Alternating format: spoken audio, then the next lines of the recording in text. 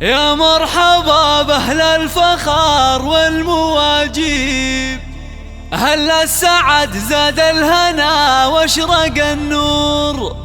من أم صافي صغت جاز للتراحيب، بضيوفنا ترحيب والكل مسرور.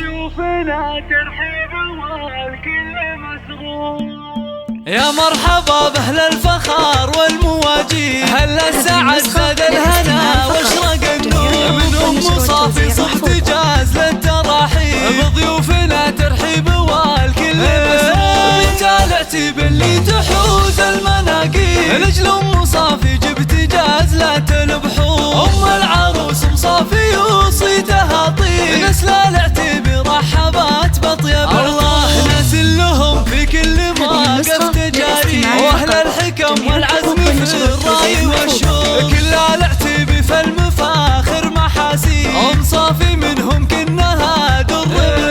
ذات الجمال والذوق وارقى الاساليب، نور اللي فيها الزين والحسن محصور، وفي مدح نوره قلت بالوصف تقريب، اجمل عروسه حولها ننثر زهور، وخواتها مثل النجوم اللي ما تغيب، من نسل قوم بالكرام شيء مقصور، وفي وصفهن يحلى لي يا شعر ويطيب، خوات نوره صيتهن هلو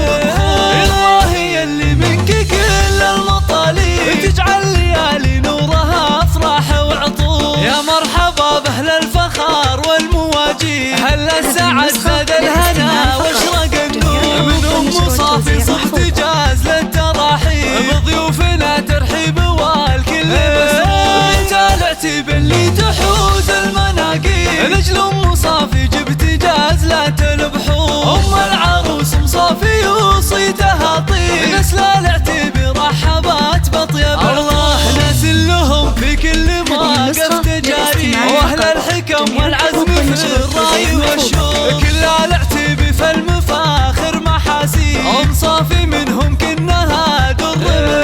ذات الجمال والذوق وارقى الاساليب، نور اللي فيها الزين والحسن محصور، وفي مدح نوره قلت بالوصف تقريب، اجمل عروسه حولها ننثر زهور، وخواتها مثل النجوم اللي ما تغيب، من نسل قوم بالكرام شيء مقصور، وفي وصفهن يحلى لي يا شعر ويطيب، خوات نوره صيتهن هلو الله يلي منك كل المطالب، تجعل ليالي نورها افراح وعطور.